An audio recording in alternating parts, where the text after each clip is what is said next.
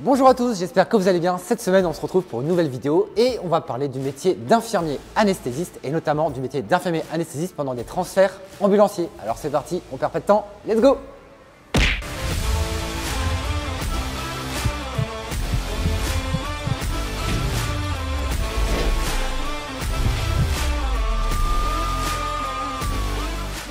Bonjour à tous, j'espère que vous allez bien. Écoutez, on se retrouve pour une nouvelle vidéo et aujourd'hui, donc je suis à nouveau avec Sylvain. On avait déjà fait une vidéo ensemble sur la planche à masser. Déjà, je vous remets le lien juste ici. Sylvain, je te laisse te représenter. Salut FX, c'est Sylvain, infirmier anesthésiste dans une société d'ambulance privée dans les Vosges. Alors déjà, est-ce que tu peux me donner un petit peu ta formation? Alors moi de formation je suis infirmier, j'ai passé ma spécialité d'infirmier anesthésiste qui fait 2 ans, donc ça fait 5 ans d'études en tout. Je suis infirmier anesthésiste depuis quelques années maintenant. Et d'ailleurs ça me fait penser, j'avais déjà également fait une vidéo sur le métier d'infirmier anesthésiste et je vous remets aussi le lien juste ici. Et donc là, tu es infirmier anesthésiste mais tu n'es pas dans un bloc opératoire? Eh non, alors c'est un peu particulier parce que je suis au sein d'une ambulance puisqu'on assure le transfert des patients graves des hôpitaux du secteur.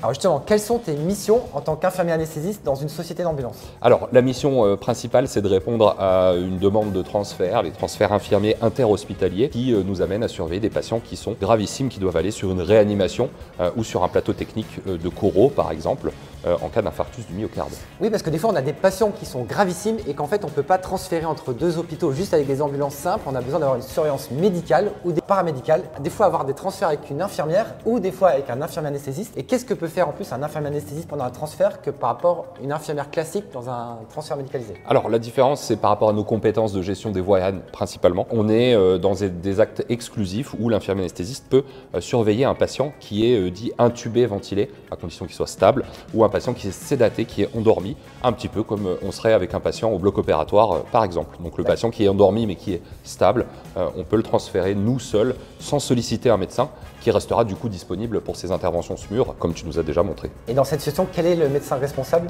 Alors le médecin responsable c'est le médecin qui est en charge du transfert, qui va demander, mais il demande toujours l'aval au médecin du SAMU. Et en fait c'est une sorte de petite convention qu'on passe entre nous pour chaque patient, le médecin demandeur de l'établissement, le médecin régulateur du SAMU et puis l'infirmier anesthésiste de l'ambulance. Et j'ai une petite question à te demander aussi parce que c'est vrai que c'est pas habituel d'avoir un infirmier dans une société d'ambulance. Pourquoi en fait? Alors en fait c'est parti d'après le Covid où la société d'ambulance a travaillé avec des infirmiers anesthésistes qui étaient mis à disposition pour transférer les patients intubés et ventilés. Et c'est né d'une proposition commune avec un chef de service des urgences, un de tes collègues médecins qui a souhaité qu'on essaye de mettre en place ce dispositif pour alléger la sollicitation des médecins SMUR qui étaient très sollicités pendant cette situation catastrophique. Ok, merci Sylvain. Et en fait, quelles sont un peu les difficultés du métier? Parce que j'imagine que c'est pas facile tous les jours. Alors effectivement, il y a des fois des transferts qui sont plus sympathiques que d'autres et d'autres qui sont un peu plus compliqués. On est sur des patients qui sont dans un état gravissime avec une mise en jeu du pronostic vital et parfois c'est des situations très complexes, des patients qui sont vraiment réanimatoires pour qui il faut vraiment se battre. Et puis je pense que c'est un peu comme nous, mais la difficulté ça peut peut-être être des fois les horaires parce que j'imagine que des fois…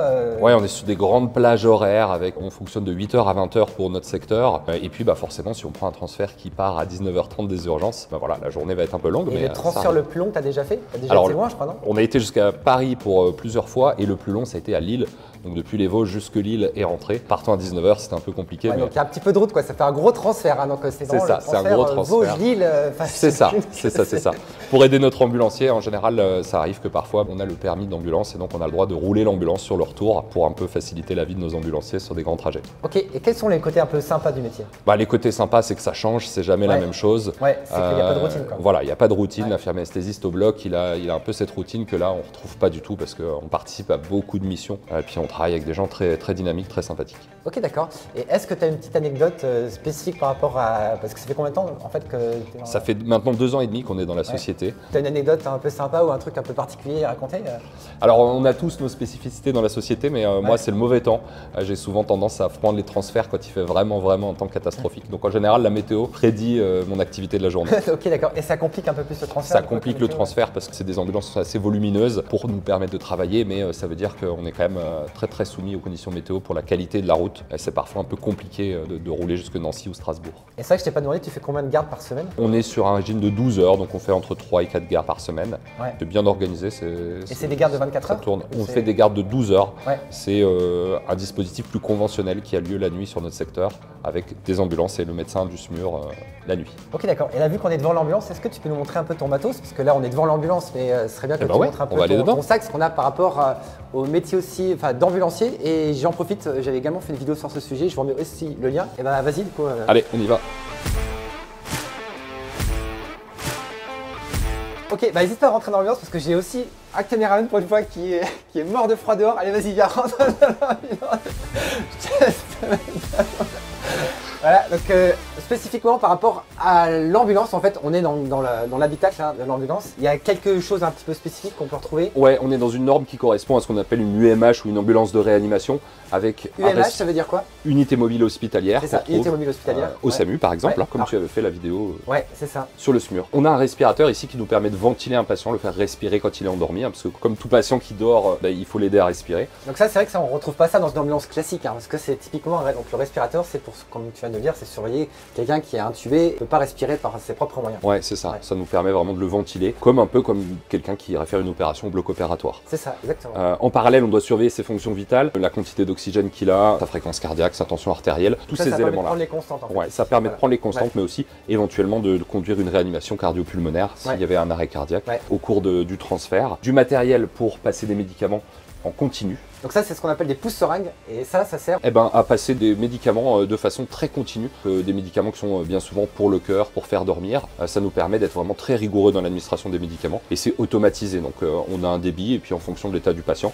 on peut changer ses débits. Voilà, exactement. Et ça, on retrouve souvent ce matériel-là, soit en réanimation, soit dans un service de soins continus, ou au bloc opératoire, donc lorsqu'il y a des patients qui sont assez lourds, avec des médicaments, des sédatifs, des médicaments pour augmenter la tension artérielle, des médicaments assez lourds en fait. C'est ça, et puis vu que c'est des patients qui vont en réanimation, en fait on a un petit peu l'interface. On appelle ça une ambulance de réanimation, tout simplement parce que elle permet de faire des gestes de réanimation sous le patient. Et là, j'imagine que bien sûr, il y a une autonomie. En fait, il ne faut pas que ça s'arrête. Donc, c'est sur batterie. Ouais, c'est des batteries qui tiennent quasiment une quinzaine d'heures. Puis on a encore particularité de ces grosses ambulances, des dispositifs de tension électrique comme à la maison. Donc on peut brancher tous nos appareils qui sont en mode de fonctionnement ici encore chargé. Donc on a vraiment une grosse autonomie dans le fonctionnement des dispositifs. La panne de batterie, c'est pas censé arriver en fait.